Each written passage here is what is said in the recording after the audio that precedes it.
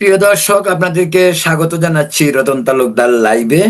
পশ্চিমবঙ্গের নির্বাচনের পর মাত্র কমাস হলো, 2 মাসও এখনো হয়নি। শুভেন্দু অধিকারীর নেতৃত্বে যে সরকার গঠন হলো বিজেপির, পশ্চিমবঙ্গে কিন্তু দীর্ঘদিন যাবৎ বিজেপি নিজদের আধিপত্য বিস্তারে এবার সফল হলো। কি হলো মমতা ব্যানার্জির? মমতা ব্যানার্জির যেন শনির দশা।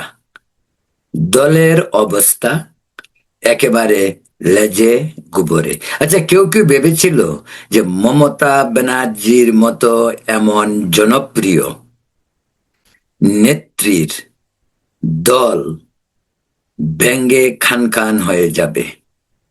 এর বিভিন্ন কারণও রয়েছে। কারণগুলির মধ্যে অন্যতম যে সমস্ত কারণ অনেকেই বলে, সেটা হলো যে দলটি ছিল মমতা ব্যানার্জি কেন্দ্রিক, ব্যক্তি কেন্দ্রিক দল ছিল। দলটির রাজনৈতিক আদর্শ বলতে কিছু ছিল না। মমতা ব্যানার্জির মুক্তি তার দলের কাছেই সবচেয়ে বড় ছিল। দলের উদ্দেশ্য আদর্শ বলে তেমন কোনো আদর্শিক নীতি ছিল না বলেই ক্ষমতা হারানোর পর দলটি তাসের ঘরের মতো চুরমার হয়ে গেল। মমতার দম্ভ, অহংকার, স্বেচ্ছাচারিতা এবং অন্যকে ঘায়েল করার যে মানসিকতা, তাকে ঘোর অমাবস্যা রাত্রির কালো অন্ধকারের দিকে ধাবিত করে। কি হলো দলটির? আজকে দেখুন, বিধানসভায় প্রায় 70টি আসন পেয়েও মমতা ব্যানার্জি বিরোধী দলে নেত্রী হতে পারেননি, কারণ তিনি তার নিজের নির্বাচনী এলাকা ভবানীপুরে শুভেন্দু অধিকারীর কাছে শোচনীয়ভাবে পরাজিত হয় প্রায় 15,000 ভোটের ব্যবধানে।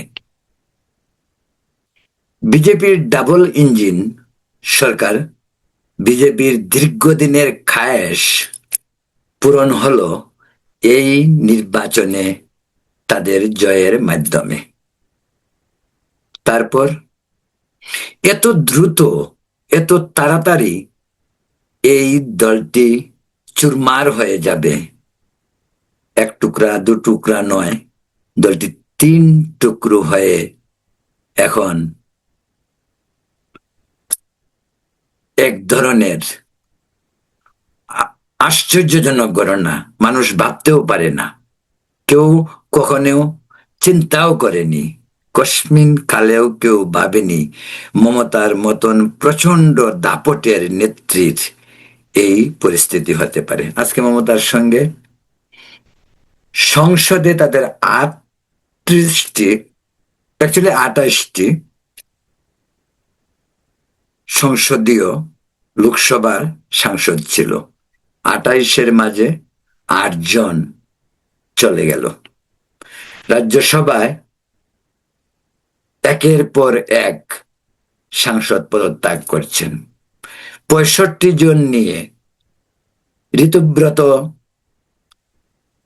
মুখোপাধ্যায় বিরোধী দলের নেতা হলেন। আর এখন অবশেষে মমতা তার দলের প্রতীক জোড়া ফুল হারাতে বসছেন। তিনি হারাতে বসছেন তাদের ফান্ড, তৃণমূল কংগ্রেসের তহবিল, যার পরিমাণ হইতে পারে হয়তো 2,000 কোটি টাকা। সে টাকাও এখন কে পাবে সেটি কোর্টের নির্দেশের উপর নির্ভর করছে। যতটুকু এখন পর্যন্ত জানা যাচ্ছে, মমতা ব্যানার্জির সঙ্গে মাত্র 5-7 জন সাংসদ রয়েছেন। তারাও কতদিন থাকবে এ নিয়েও সন্দেহ রয়েছে। অভিষেক বন্দ্যোপাধ্যায়, মমতা ব্যানার্জির ভাইপো, কুণাল ঘোষ দলের সাধারণ সম্পাদক, কল্যাণ বন্দ্যোপাধ্যায়, দুলা সেন, ডেরেক ওব্রায়েন সহ কয়েকজন তার সঙ্গে রয়েছেন, সেটা লোকসভায়। আর বিধানসভায় তাদের যে সংখ্যা ছিল তার অধিকাংশই চলে গেছে। এর আগেই চলে গিয়েছিল প্রভাবশালী মুসলিম নেতা হুমায়ুন কবির। হুমায়ুন কবিরের অবশ্য অবস্থাটা এখন একটু অন্যরকম। তিনি মমতার প্রতি কিছুটা নমনীয় হলেও কথায় কথায় তিনি মমতাকে বিভিন্নভাবে আঘাত করছেন, ব্যঙ্গ করছেন, মস্করা করছেন। কারণ তিনি খুব পরিষ্কার করেই বলেন, মমতা ব্যানার্জি পশ্চিমবঙ্গের মুসলমানদেরকে ভোট ব্যাংক হিসাবে ব্যবহার করে, দুধের গাই হিসাবে তাদেরকে গোয়ালের গরু মনে করে তাকে তাদেরকে ভোট ব্যাংক হিসাবে ব্যবহার করেছে।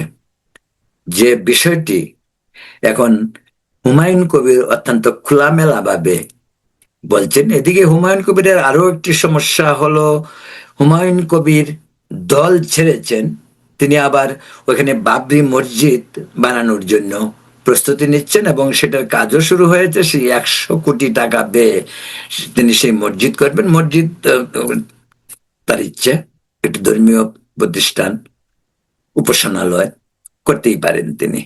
কিন্তু মুসলমানদের উপর যে ধরনের হুমকি দামকি আগে মমতার দল থেকেও ছিল কম বেশি, কিন্তু এখন শুভেন্দু অধিকারীর নেতৃত্বে বিজেপি সরকার ক্ষমতায় আসার পরে যে সমস্ত আইন কানুন পরিবর্তন হচ্ছে তাতে অনেক ধরনের সমস্যা মুসলিমদের হতে পারে।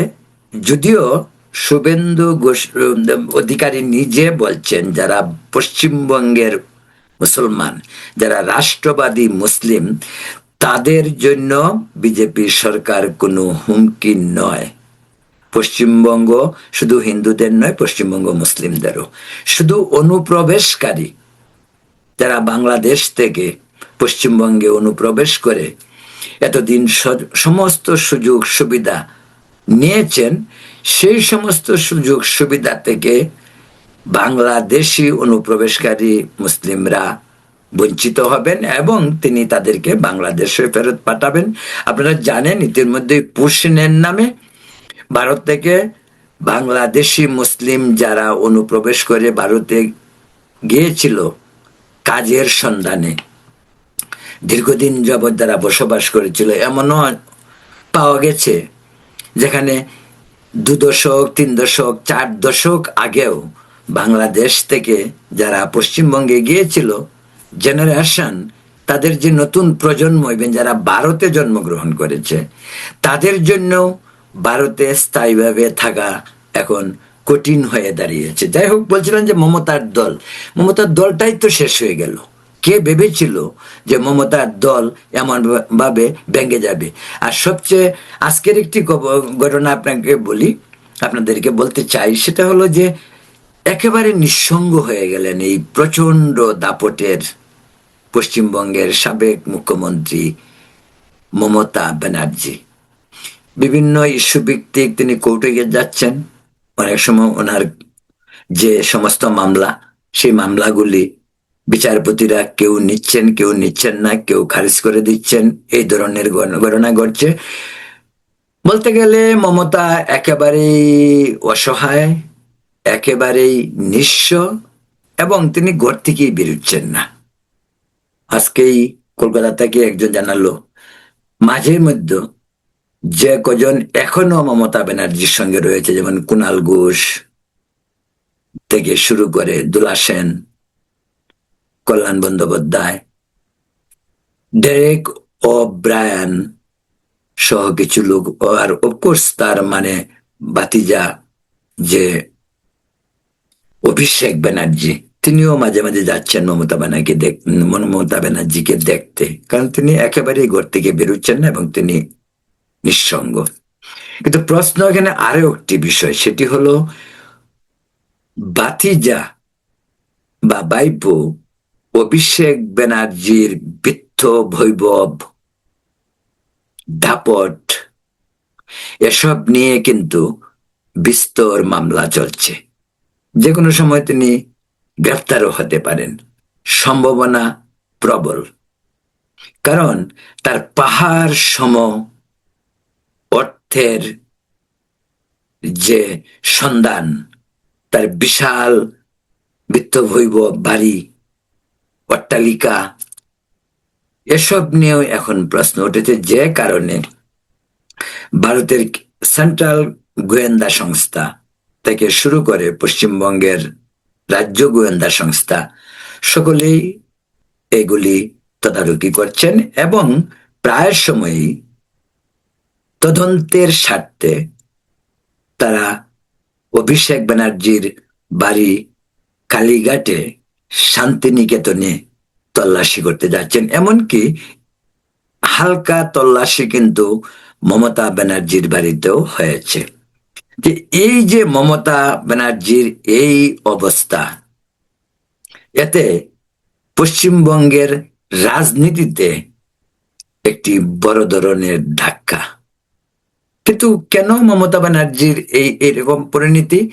বিশেষজ্ঞরা বলছেন, বিশেষ করে পশ্চিমবঙ্গের যারা রাজনৈতিক বিশ্লেষক, তাদের বক্তব্য যে পশ্চিমবঙ্গের কয়েকটি কারণ মমতা ব্যানার্জির এই ঘর ভেঙে যাবে, তার অন্যতম প্রধান কারণ তার রাজনীতির কোনো আদর্শ ছিল না।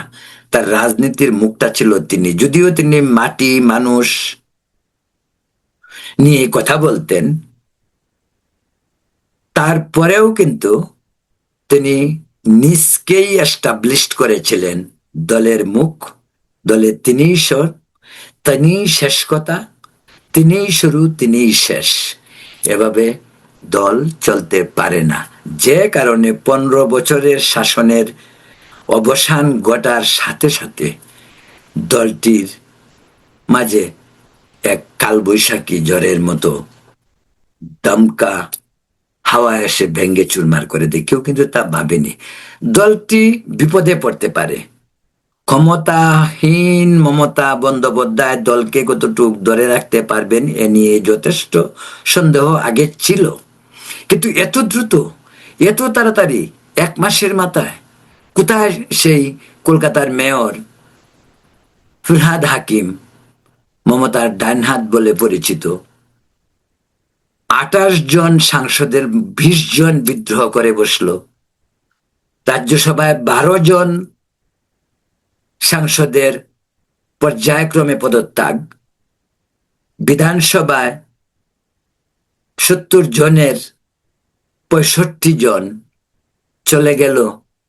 এমন দুর্গতি, এমন ভয়াবহ পরিণতির মুখে পড়বে মমতা ব্যানার্জি নিজে তো ভাবেনি, মমতার আশপাশে যারা ছিল তারাও ভাবেনি, এমনকি আপময় জনগণ, পশ্চিমবঙ্গের মানুষ হোক হিন্দু হোক মুসলিম, তারা কিন্তু কেউ ভাবেনি এই প্রচন্ড দাপটের অধিকারী, শক্তিশালী, রাজনীতির অভিজ্ঞতায় অভিজ্ঞ মমতা ব্যানার্জি, যিনি তার সংগ্রামের মাধ্যমে 34 বছরের বাম শাসনের অবসান ঘটিয়েছিলেন। তাই আজ মমতা ব্যানার্জির এই দুরবস্থা। পশ্চিমবঙ্গে কি হচ্ছে? কারণ অনেকেই এটাও বলছে যে মমতা ব্যানার্জি কংগ্রেসে ফিরে যেতে পারেন। তিনি কংগ্রেস ছেড়ে এসেছিলেন 97 সালে, তৃণমূল কংগ্রেস গড়লেন। তারপর থেকে কংগ্রেসের অভিযোগ ছিল পশ্চিমবঙ্গকে জাতীয় কংগ্রেস মুক্ত করতে মমতা যার পর নাই চেষ্টার ত্রুটি করেন নাই। কিন্তু পশ্চিমবঙ্গে হয়তো কংগ্রেসের সেই আগের অবস্থা নেই, কিন্তু কংগ্রেস এখনো রয়েছে। তার চেয়ে সবচেয়ে বড় সুবিধাটি যে নিচ্ছে মমতা ব্যানার্জির বিপর্যয়, তার দল, তার ঘর ভেঙে যাওয়ার সেই সুযোগটুকু নিচ্ছে এখন পতিত বাম দলগুলি। তারা এখন উঠে দাঁড়ানোর চেষ্টা করছে। বাম রাজনৈতিক দলগুলি নতুন করে সংগঠিত হওয়ার জন্য চেষ্টা করছে, কারণ মমতার মহা বিপর্যয়ের পর বাম দলগুলি হয়তো আশার আলো দেখছে। কারণ বামদের ক্যাম্পেইন হলো বিজেপি ধর্মভিত্তিক দল, বিজেপির মাধ্যমে পশ্চিমবঙ্গে সম্প্রদায়গত দাঙ্গা হতে পারে, ধর্মভিত্তিক রাজনীতি হয়তো পশ্চিমবঙ্গের মানুষ গ্রহণ করবে না। এই আশায় বাম রাজনৈতিক দলগুলি আবার সংগঠিত হতে যাচ্ছে। প্রিয় দর্শক, বলছিলাম যে মমতা ব্যানার্জির এই নিঃসঙ্গ জীবন ভাবা যায়।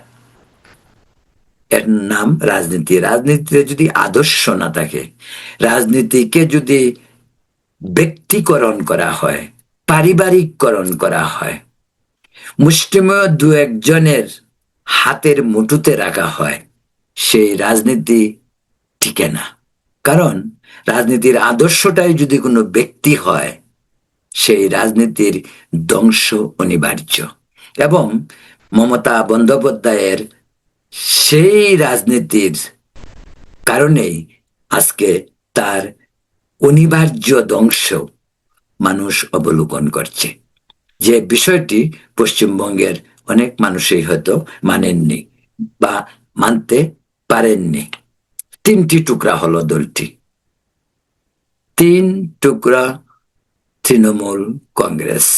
মমতা ব্যানার্জি দলের অর্থ, দলের প্রতীক তাও হারাতে বসছেন। আগামী 21শে জুলাইটি পশ্চিমবঙ্গের রাজনীতিতে খুব গুরুত্বপূর্ণ একটি ইস্যু।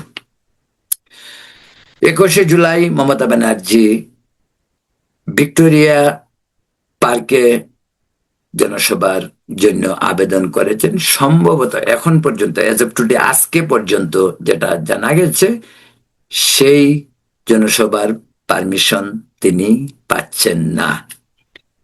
খুদ মমতা ব্যানার্জিও ভয় পাচ্ছেন যে এই মুহূর্তে 21শে জুলাইয়ের যে সভা ডাকা হয়েছে, সেখানে জনসমাগম কতটুকু হতে পারে। যদি কম হয়, সেটাও তার জন্য এক ধরনের চ্যালেঞ্জ। মমতা উঠে দাঁড়ানোর চেষ্টা করছেন, কিন্তু এত দ্রুত উঠে দাঁড়ানো সম্ভব হবে? 34 বছরের শাসনের পর বাম দলগুলির যে মহা বিপর্যয়, বাম সরকারের যে পতন, তারা আজ পর্যন্ত উঠে দাঁড়াতে পারেনি। মমতার 15 বছরের শাসন, দুঃশাসন, সুশাসন, যেভাবেই বলা হোক, বাম তো এগিয়ে আসেনি, বা বাম আগায়নি, বাম নির্বাচনে আশাতীত ফল করেনি। কিন্তু কে আসলো? যে বিজেপি কে ধর্মভিত্তিক রাজনৈতিক দল হিসাবে তৃণমূল কংগ্রেস, জাতীয় কংগ্রেস এবং বাম দলগুলি একেবারে যেভাবে বিজেপিকে চেপে ধরেছিল, কিন্তু ফলটি হলো উল্টো। বিজেপি 26 সালে ক্ষমতা দখল করে এবং পশ্চিমবঙ্গের ইতিহাসে বিজেপি প্রথম ক্ষমতায় আসে, যে কারণে পশ্চিমবঙ্গে শুভেন্দু অধিকারীর নেতৃত্বে রাজ্য সরকারকে ডাবল ইঞ্জিন সরকার বলা হয়। কারণ বিজেপি কেন্দ্রেও রয়েছে, এবার পশ্চিমবঙ্গ তারা দখল করেছে। এটাই সম্ভবত মমতা ব্যানার্জির জন্য দুঃসংবাদ শুধু নয়, মমতার দল, মমতা ব্যানার্জির পরিবার সবই সংকটে, যে কারণে মমতা ব্যানার্জি আজকে ঘর থেকে বের হতেও 7 বার ভাবতে হয় কি হচ্ছে পশ্চিমবঙ্গের রাজনীতিতে, কিভাবে তিনি উঠে দাঁড়াতে পারেন। এদিকে নতুন মুখ্যমন্ত্রী শুভেন্দু অধিকারী একের পর এক আইন প্রয়োগ করছেন, সাধারণ মানুষের স্বার্থে কথা বলছেন, বিভিন্ন কালাকানুন বাতিল করছেন। এখন পর্যন্ত এই 6 সপ্তাহের শুভেন্দু অধিকারীর সরকারের ব্যাপক জনপ্রিয়তা রয়েছে, কারণ সাধারণ মানুষ দুহাত ঢেলে তাকে ভোট দিয়েছে। এমনকি মুসলিম সম্প্রদায়ের পশ্চিমবঙ্গ বিধানসভায় 40 জন বিধায়ক রয়েছেন, তার অধিকাংশই মমতাকে ছেড়ে চলে গিয়েছেন অপোজিশনে ঋতব্রত বন্দ্যোপাধ্যায়ের সঙ্গে। সর্বশেষ এই হলো পশ্চিমবঙ্গের অবস্থা।